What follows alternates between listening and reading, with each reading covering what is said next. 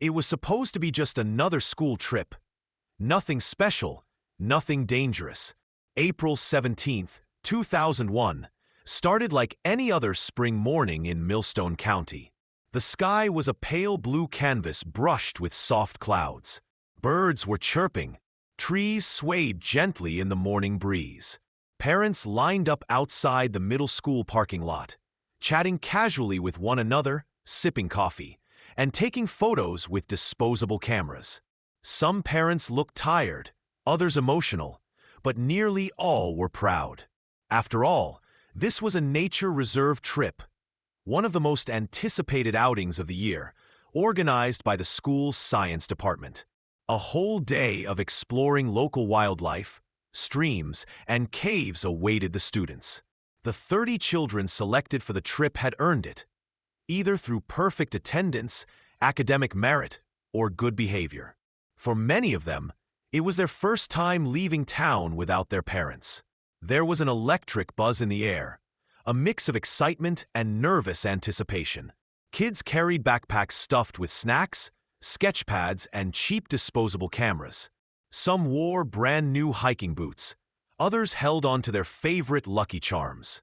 The youngest students clung to their friend groups like glue, while the older ones joked around, flicking each other's ears and trying to act cool. Teachers gave last-minute reminders about safety, lunch times, and sticking with their assigned groups. It felt like a normal day, almost too normal. The bus itself was old but dependable, bright yellow, a little squeaky when it turned, with faded emergency instructions taped to the windows. It had been used for years without issue. Behind the wheel sat Harold Glenn, a seasoned driver who had worked for the district for over 2 decades. Harold was known to the kids as Mr. Harold, a quiet man with a white mustache, thick glasses, and a gentle way of speaking. He wasn't the chatty type, but parents trusted him. He was punctual, cautious, and reportedly had never had an accident. Some of the younger kids even made it a point to sit near the front, hoping he'd tell them one of his famous made-up road stories, like how the trees whispered or how the hills used to be mountains that got tired. At 9:02 a.m., Harold checked his side mirror, nodded to the teachers, and slowly pulled out of the school parking lot. Parents waved. Children pressed their faces against the glass, some even blew kisses. No one thought it would be the last time they'd ever see them. The route was simple: straight out of town via Hollow Creek Road, then a left toward Pine Bluff Trail, which led directly to the nature reserve. The total drive time should have been 45 minutes, maybe an hour with traffic or stops. The teachers riding along, Ms. Davenport and Mr. Holloway, sent a brief message from their work pagers to the school office confirming they were on their way. That was the last recorded contact. By noon, the nature reserve reported no sign of the school bus. Park rangers waited an extra hour, thinking maybe they stopped for a detour or ran into minor trouble. But by 1:30 p.m., the rangers alerted the school. Confused staff began calling the bus driver's radio. No answer. The school office tried reaching the teachers on their pagers again. Silence. It was at that point that the principal contacted Millstone County Police. By 3 p.m., a full-blown emergency had been declared. Police officers began backtracking the planned route. Families were called. Some parents raced back to the school, while others tried to call their children directly. But the students' phones, most of them primitive flip phones or early Nokias, either rang endlessly or went straight to voicemail. Panic set in like a slow-moving fog. Some parents gathered in the school parking lot in disbelief, staring down the road, waiting for a yellow bus that never came. Search and rescue operations began by nightfall. Local officers, forest rangers, and volunteer firefighters combed through the roads, ditches, back trails, and wooded clearings. Dozens of volunteers came forward, veterans, hunters, even a few teenagers from the high school, to help canvass the surrounding forest. Helicopters with thermal imaging swept across wide areas of Millstone's outskirts.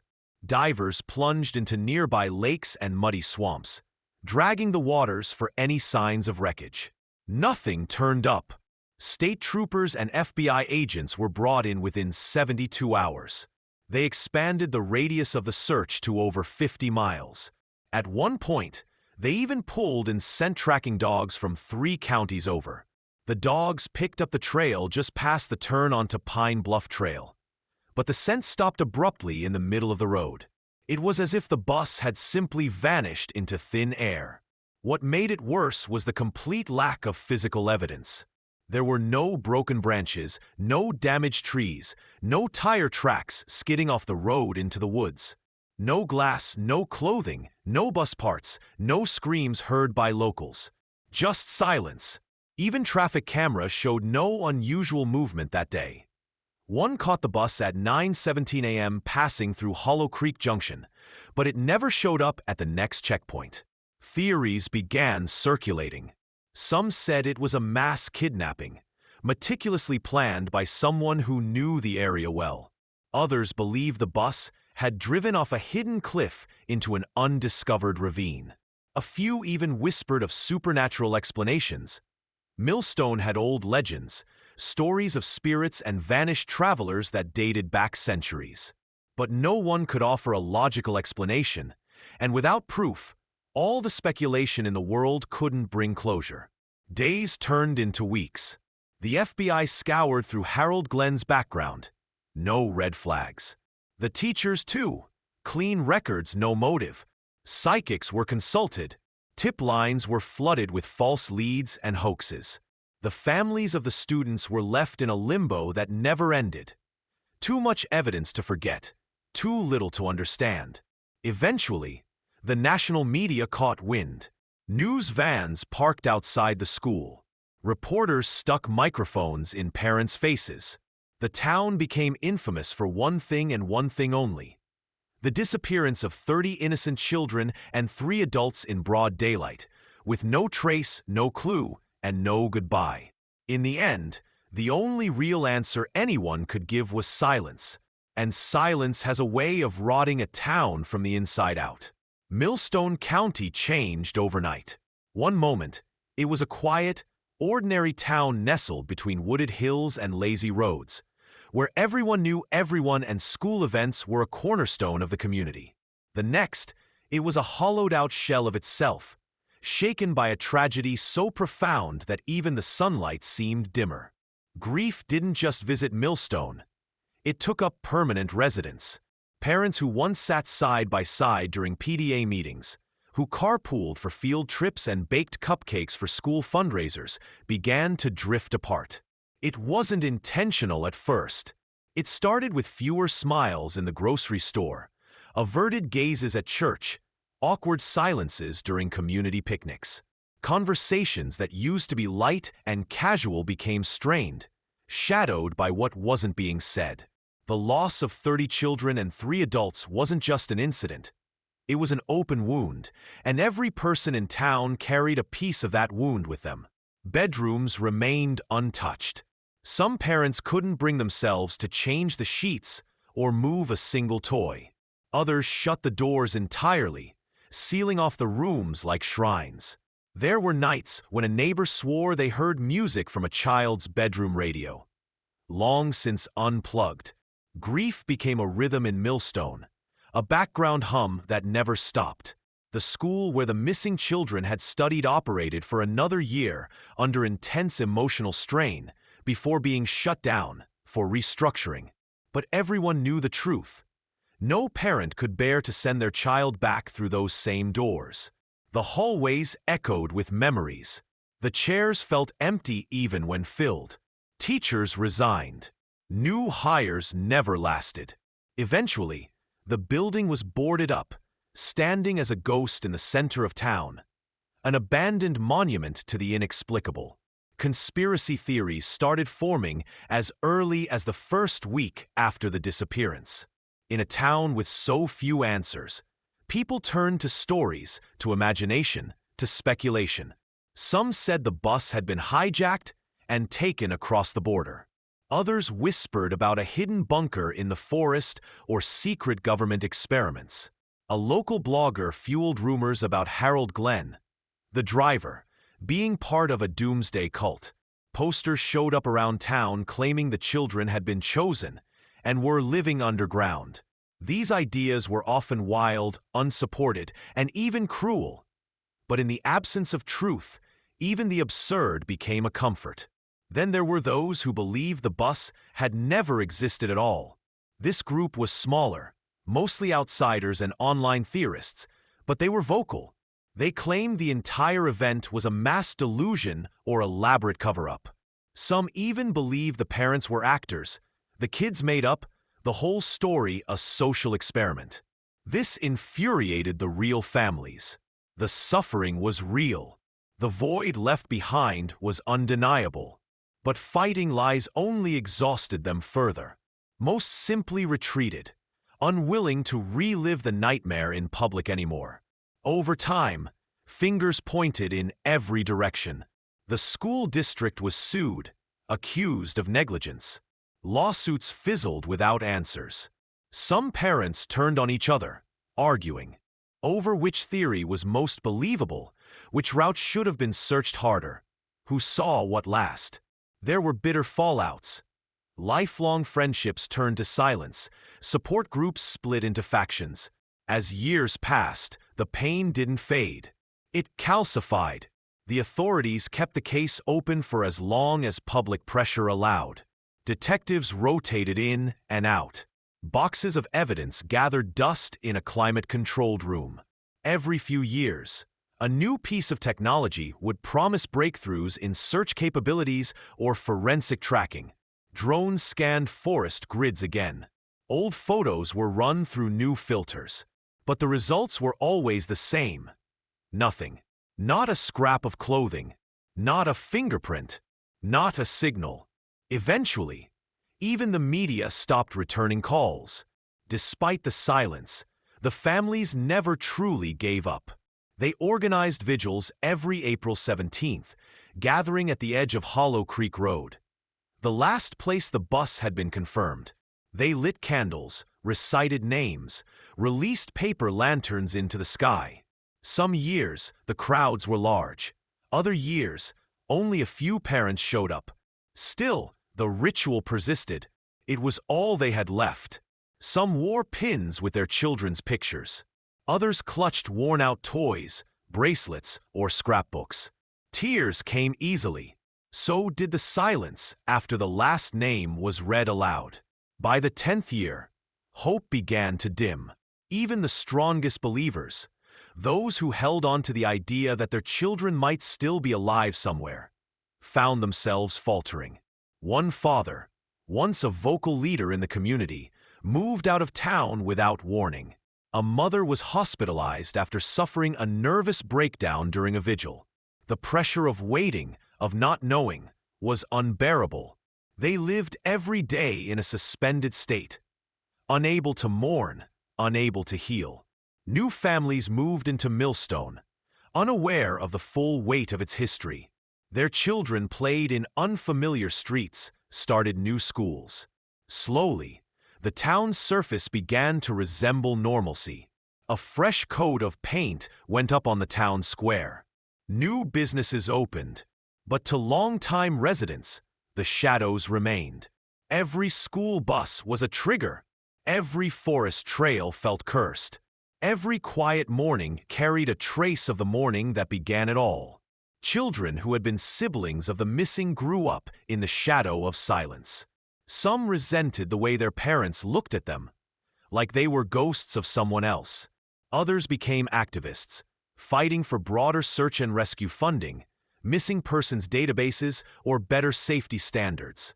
The tragedy shaped their lives in invisible, irreversible ways. It wasn't until the 23rd year that something shifted. By then, most people had stopped expecting change. The vigils had grown quiet, almost ceremonial. Many thought the mystery would remain just that, an eternal question mark, the kind of cold case that disappears into time.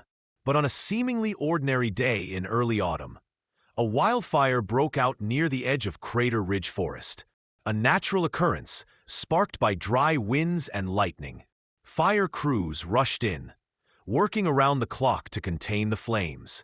What they uncovered during the cleanup, however, would change everything.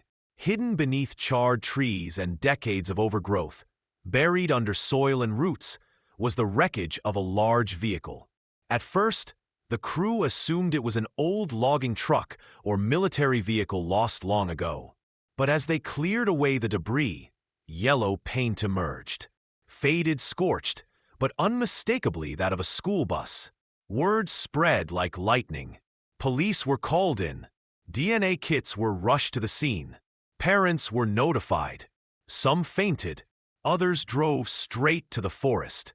After 23 years of silence, Millstone County was no longer just a town haunted by loss.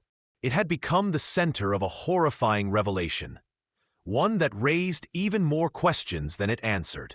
The bus had been found, but it was not empty. In the fall of 2024, the skies above Millstone County turned a strange copper-orange hue. Wildfires weren't common in the area, but that year had been unusually dry. The surrounding forests, especially Crater Ridge, hadn't seen rainfall in months. Leaves crackled underfoot like brittle bones. Locals complained of the dryness, but no one expected what came next. On October 2nd, lightning struck deep within the forest. A single bolt, sharp and unrelenting, ignited a blaze that quickly tore through the underbrush. Fueled by high winds and dry timber, the fire grew beyond control within hours. Residents in the surrounding counties could see the black smoke curling into the sky like a warning. Fire crews from 3 districts were called in. Roads were closed. Evacuations were ordered. Helicopters circled overhead, dropping payloads of water and suppressant chemicals, but the fire had a mind of its own. Crater Ridge was vast, uninhabited, and dense. No one had any reason to venture there anymore. By the 3rd day, the blaze began to slow. Wind dropped. Rain finally came in a light, steady drizzle that hissed against the smoldering landscape. With the fire mostly under control, emergency crews shifted their focus from firefighting to recovery. They cleared fallen trees, checked for flare-ups, and assessed the damage. The forest had been gutted. Entire sections were reduced to blackened stumps and scorched dirt. It was in one of those clearing zones, far from any marked trail or navigable road, that a cleanup crew spotted something strange. At first, they thought it was just a crumpled metal pipe, or maybe the remains of old equipment left behind by hunters. But as they scraped away layers of ash and soil, more metal surfaced, warped, rusted, yet unmistakably shaped. A curved sheet of yellow, blistered from heat, emerged from the dirt. Nearby, a tire rim, partially melted but still circular, jutted from the blackened ground. The site supervisor paused the team's work and radioed it in. Something didn't feel right. The digging intensified. Within hours, the object took form, long, rectangular, hollow. By dusk, officials had arrived on site. One of the forest rangers, a man in his 50s who had lived in Millstone his entire life, stood frozen when he realized what they were looking at. He took off his helmet and whispered, "Oh my God, it's the bus!" Authorities cordoned off the area immediately. No one was allowed near without clearance. Crime scene tape fluttered weakly in the smoke-tinged air. Word traveled fast. Reporters gathered at the base of the ridge. Helicopters returned, now hovering not to stop fire, but to capture a story more explosive than anyone had imagined. For 2 decades, the disappearance of the Millstone students had remained the town's most painful mystery. Every few years, someone would raise a new theory, a new sighting, a new dead-end lead. But now, in the middle of a burnt forest that no one had thought to search before, was the bus, real, rusted, and almost entirely buried under what looked like deliberate earthwork. Roots had wrapped themselves around the roof and chassis. Soil had been packed tightly over the vehicle, almost like a shallow grave. Investigators couldn't understand how it had ended up there. The area had no drivable road access. Not even an ATV could get through some of the ravines and fallen trees. It was as if someone had purposefully hidden the bus, using the forest itself as camouflage. The depth of the burial was strange too, nearly 10 feet below the surface. A depth like that required more than time and erosion. It required effort, machinery, planning. They approached the rear of the vehicle first, where the emergency door would have been. It was heavily corroded, and it took nearly 20 minutes to pry it open with hydraulic tools. A wave of thick, putrid air rushed out. A sealed chamber of time, decay, and something else. Something wrong. Inside, the bus was largely intact. Seats were in place, though shredded and molded from years underground. Glass was missing from most windows. The floor was warped, bowed inward, like it had been affected by pressure from above. But the most haunting detail was the silence. No sound, no movement. Just the rustle of breeze against the trees outside and the soft ticking of equipment scanning the scene. Then came the worst part. In the back rows, pressed against the floor and between the seats, investigators began to find remains. Bones small, scattered, some still clad in the decayed remnants of fabric. A child's sneaker lay sideways near the aisle, faded to almost gray. A backpack sat beneath a window, its zipper corroded shut. Nearby, one of the forensic team members found a melted lunchbox still holding the faint outline of what had once been a sandwich bag. None of the remains were intact skeletons.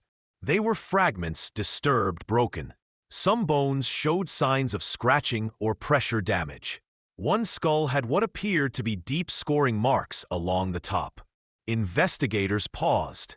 They documented everything, photographed each detail, measured, collected, labeled. In total, partial remains of at least 16 individuals were found inside. They couldn't determine exact identities without DNA testing, but it was clear these were children, and they had died inside that bus. But where were the others? 14 were unaccounted for, including the 2 teachers and the driver.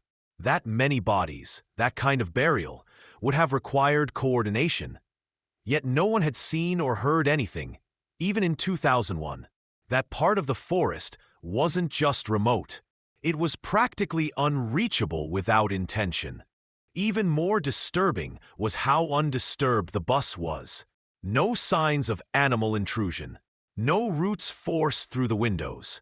It was as though the forest had chosen to keep it hidden until now, and only fire could expose it. Back at the edge of town, families began to gather again. Some hadn't spoken to the press in over a decade. Others never left. But now they came together, faces pale, staring at news broadcasts showing a dirt-covered yellow bus half exposed from the forest floor. Some wept. Others stood stone-faced, whispering names under their breath.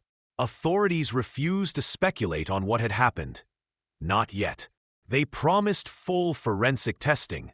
They promised transparency. But behind closed doors, investigators were shaken.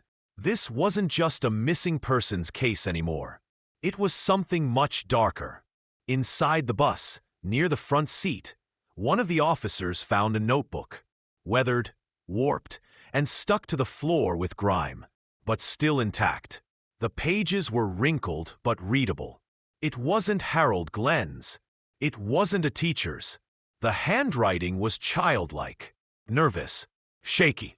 A first glance at the entries sent a chill down everyone's spine. And though the notebook wouldn't explain everything, it would raise questions no one in Millstone was prepared to answer. Because the bus had been found. But it wasn't empty. The rescue team approached the wreckage with steady, almost reverent steps. Despite their training and years of experience, there was an unspoken weight in the air. Something that went beyond the heat and ash.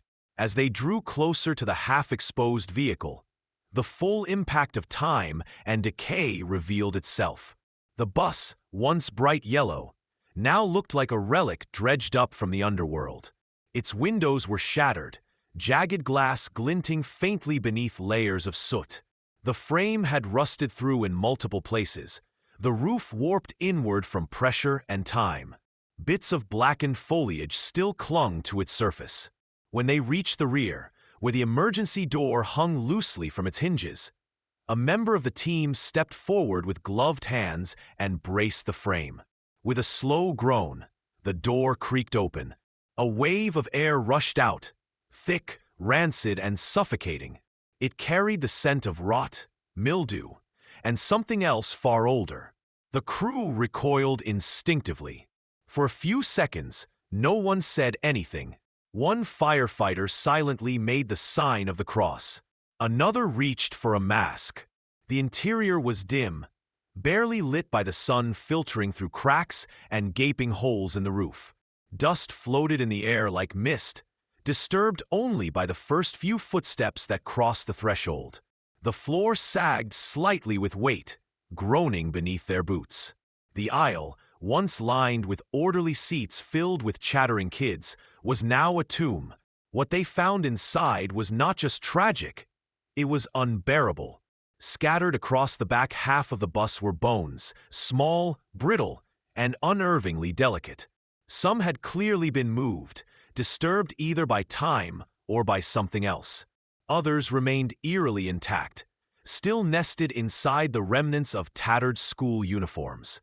A faded patch reading Millstone Middle was barely visible on one sleeve. Next to it, the rusted remains of a hair clip.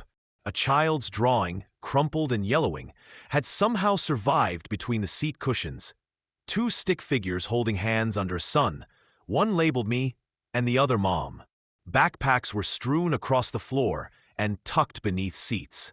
Their zippers were rusted shut, but the exteriors told their own stories. Cartoon characters from long-forgotten shows, keychains dangling with letters of first names, stickers now bleached and peeling. One pack had the initials JT, written in Sharpie across the back. Another had been clawed open, by time, or perhaps something more deliberate. Near the driver's seat was a shattered pair of eyeglasses. Investigators couldn't confirm if they belonged to Harold Glenn, the driver, but the timing made it likely. His seat had collapsed from rot, the steering wheel resting on the floor, its center punched inward. No remains were found in the front of the bus, only in the center and rear. Amidst the dust and silence, the notebooks stood out the most. Several were found tucked beneath seats or stuffed into now-empty lunchboxes. The pages had faded, but some writing remained visible. Spelling drills, math homework, half-written letters that would never be finished. On one page, scrawled in panicked, crooked handwriting, "Why won't the door open?" The sentence was underlined repeatedly. Another notebook contained a simple phrase, written over and over again like a mantra. "We want to go home." The rescue team called in forensic experts immediately.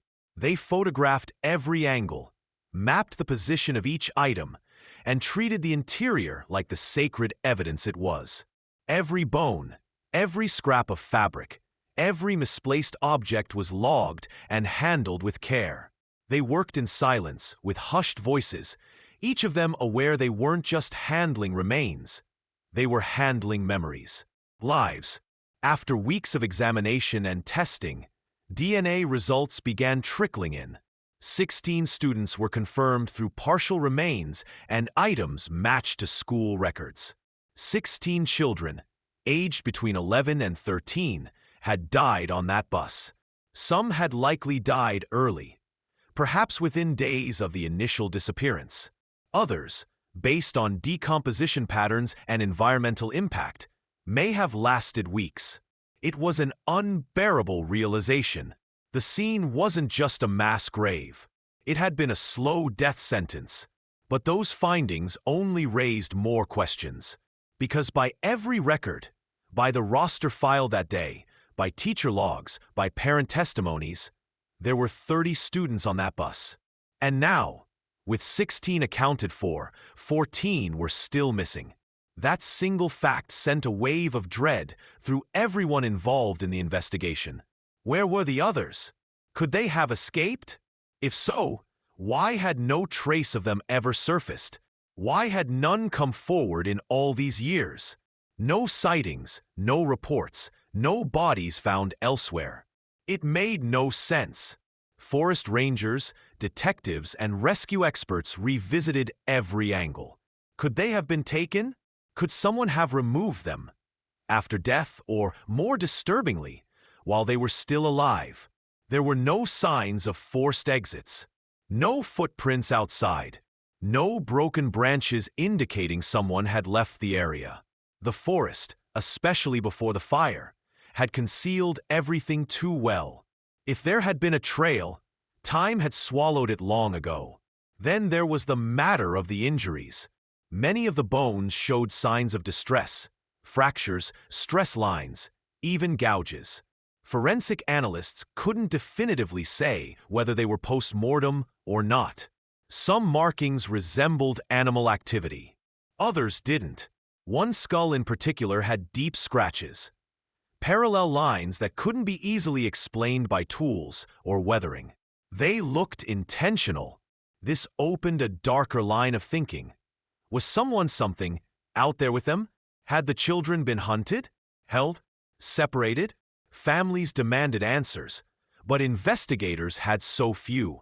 They shared what they could. 16 confirmed. 14 unaccounted for. No known survivors. Some of the parents refused to accept it. A mother named Denise Carmichael, who lost her daughter Ivy, stood outside the investigation site and begged to be let in.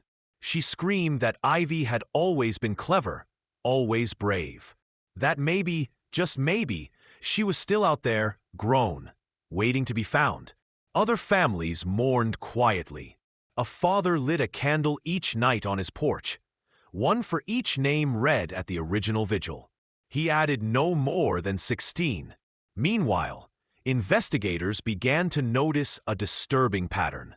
In the town records, several of the missing 14 had been friends, close friends. They'd sat together on the bus. They'd hung out outside of school. Some were from the same neighborhood. It almost seemed deliberate, like a selection had been made. Not random. No one wanted to say it aloud, but everyone was thinking it. What if someone had taken the others? What if they weren't missing because they fled, but because they were chosen? On the warped floor near the base of the driver's seat, half submerged in dirt and mold, investigators noticed a dark object wedged between the rusted seat rail and a cracked patch of linoleum. At first, it looked like debris, another piece of the bus's ruined interior. But as one of the officers brushed away the grime with gloved fingers, the texture felt different. Softer. Worn leather. He gently pulled it loose, careful not to damage it further. The spine crackled in protest, nearly snapping in half from years of moisture and pressure. What he held in his hands was a journal. Old. Damp. The leather cover was warped, its color faded to a dull brown. But it was unmistakably a notebook. It wasn't labeled. No name, no school insignia, no markings other than some faint scratch lines on the back, as if it had been dragged across metal.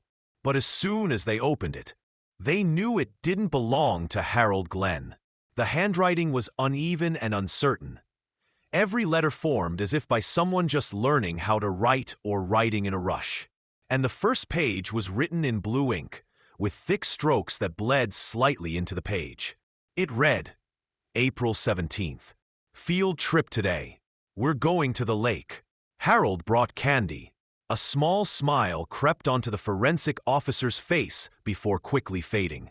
The innocence of the sentence stood in sharp contrast to their surroundings. Behind him, the hollow shell of the bus loomed. Bones scattered across seats. Faded backpacks slumped against metal. The smell of decay still lingered. But here, in these first pages, was a moment of joy. A child excited for a trip, oblivious to what would follow. They turned the page. I'm sitting with Sarah. She's mad because she forgot her crayons. Josh says we'll see a beaver. It's loud. Everyone's talking. There were doodles in the margins. Crude stick figures, smiley faces, and what might have been a lake drawn with blue ink. Then, without warning, the tone changed. The handwriting on the next page became shakier, the lines more crooked. The road is weird. We passed a tree with red tape on it 3 times. I swear it's the same one. Harold isn't talking. He just looks straight ahead. Investigators froze as they read. They flipped forward. No dates, just a stream of consciousness unraveling in real time. Each page grew darker, less structured. Some were written in pencil, others in faint green ink, suggesting the child had used whatever was available. Some entries were hurried and nearly illegible, the pen digging into the paper so deeply that it tore the pages beneath. It's dark now. We're not at the lake. I think we turned around, but no one knows where we are. The lights flickered. Then the engine died. Harold still won't say anything. There were clear signs of fear. The writing became more disjointed. Simple spelling errors appeared, as if the child was struggling to focus. Miss Davenport told us to stay calm. She opened the emergency door, but it slammed shut again, like it locked itself. She looked scared. We all yelled. Nothing happened. Then the windows started fogging up even though it's warm. I heard something outside. Something laughed. Not a person. Some pages had been torn out. Others were written sideways, or scrawled diagonally across the paper. The middle of the journal had a strange stain, brownish red, crusted over. Whether it was blood, mold, or water damage, investigators didn't immediately know. But it felt wrong. Wrong in a way that wasn't just visual, but emotional. This wasn't a diary. It was a final record. More pages followed, each one peeling back another layer of dread. We tried opening the windows. They won't move. Josh broke a flashlight. I can't see well anymore. Something is out there. Eyes. Yellow. I counted 3. Maybe 4 pairs. They don't blink. They're close. The entries began referring to specific students, some already confirmed among the remains. The child mentioned kids disappearing overnight, one at a time. No screaming, just gone by morning. They're taking us. First it was Ryan, then Lexi. We woke up and their seats were empty. I asked Harold what's happening. He didn't blink. He's not blinking anymore. One page contained just a single sentence written over and over, slanting toward the page's edge. I want to go home. I want to go home. I want to go home. I want to go. Then silence. A blank page. A break in the entries, as if the writer had paused for a long time or been interrupted. When the writing resumed, it was barely legible. The letters were large, shaky. Some lines trailed off. The noise comes from the trees. Like clicking. Sarah screamed, and then she was gone. No one saw where she went. I'm hiding now. I think it helps. Something talks to Harold, but not in words. He hears it. I know he hears it. Another section was scribbled so violently that the page tore. Don't scream. That's when they come.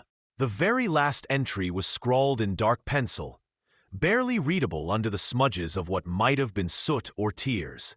It was short, haunting. They're taking the ones who scream. I'm hiding under the seat. Please help us. That line stayed with the forensic team long after they left the bus. It echoed in the debriefing room, in the hallways, in their sleep. For investigators, the notebook became the central piece of evidence, not just for what it revealed, but for what it hinted at. This was a timeline, a first-hand account, a silent scream written in ink by a child who had waited, watched, and documented the horror until the very end. It raised chilling questions. Who or what had been outside the bus? What had eyes that glowed in the dark? Why did the driver remain silent? And why, after all this time, Had the bus remained untouched, undisturbed in a forest so thick, yet so close to civilization, one thing was certain. Whoever wrote the journal had lived longer than most. Long enough to tell a story. Long enough to be the only voice left when all the others had vanished. And that voice had finally been heard. What had begun as a tragic missing persons case was now transforming into something much stranger. Something that didn't follow the expected rules. The initial theory of an accident, an off-road crash, a lost driver, an unfortunate delay that led to starvation and exposure, was crumbling quickly. Too many elements simply didn't add up. Too many questions hung in the air like thick smoke, and each new discovery only made the picture darker. The bus driver, Harold Glenn, remained unaccounted for. His body wasn't among the remains recovered from the bus. Neither were those of the two accompanying teachers. No belongings that clearly belonged to adults were found inside. No wallet, no staff ID, no watch, and no sign that anyone had been seated in the front rows recently. The driver's seat was nearly consumed by rust and mold, and although a pair of cracked, thick glasses had been found near the steering wheel, nothing conclusively tied them to Harold. It was as if he had vanished, without leaving so much as a fingerprint behind. The same went for the 14 missing children. Their names were known. Their belongings had been cataloged in old police records, backpacks, lunchboxes, jackets. But none of those items were found at the site beyond the 16 that matched the confirmed remains. It was as if those 14 had been lifted out of space itself. No footprints led away from the bus. No claw marks or drag patterns in the surrounding soil. Not even a broken twig or displaced rock. Despite being buried underground for years, the bus sat in a pocket of silence, preserved yet haunted by absence. Then came the discovery that changed the nature of the investigation entirely. As forensic teams combed through the wreckage a second time, one technician uncovered a partially crushed canvas bag wedged between two warp seat frames in the middle rows. It was a simple school-issue drawstring bag, faded blue, with a stitched patch that read Millstone Field Trip 2001. Inside were several items: a cracked Walkman, a granola bar still in its packaging, a dried-out marker, and at the bottom, 3 tightly rolled 35mm camera film canisters. They were surprisingly intact. The canisters were scuffed and stained, but the seals had held. Whoever had taken the photos had likely snapped them during the early stages of the ordeal, before panic had taken over, before the fog had rolled in and the days turned to nightmare. The film was rushed to a secure lab. Given the age and condition, the development process was delicate and slow. Technicians carefully cleaned each roll, treating the negatives with stabilizers and preparing them to be scanned digitally. No one expected much. Possibly a few blurry shots of scenery, maybe the kids posing before departure. But what emerged shocked even the most seasoned investigators. Some think the whole thing was orchestrated by a person or group, someone who knew the woods, knew how to hide a bus, and had a reason for taking those children. But even the most grounded skeptics can't explain the scratches inside the bus, or the silence from the trees, or the glowing eyes caught on film. Others believe something older lives out there, something buried beneath the forest waiting, watching. Perhaps it was awoken by the noise, the children, the fear. Perhaps it had always been there, older than the soil, deeper than the roots, waiting for the right moment to be remembered. Stories began to surface about Crater Ridge long before the disappearance. Tales of travelers who lost their way and were never seen again. Strange sounds, vanishing wildlife, unearthed bones that were never matched to any known creature. A hunter once said the trees bend when they breathe. Everyone laughed, until they didn't. Now no one laughs. Children grow up hearing warnings. Don't go near the woods. Don't answer voices that call from the treeline. Don't trust headlights that don't make a sound. And above all, never, ever scream. Because those who scream, the legend says, are the ones it takes first. The forest is quiet now, closed, patrolled, guarded, but not empty. No one can say for certain what happened on that bus, or what claimed the lives of those 16 children. But one truth echoes through every cold night and every silent morning in Millstone County. They were never just lost. They were taken, and whatever took them may still be waiting.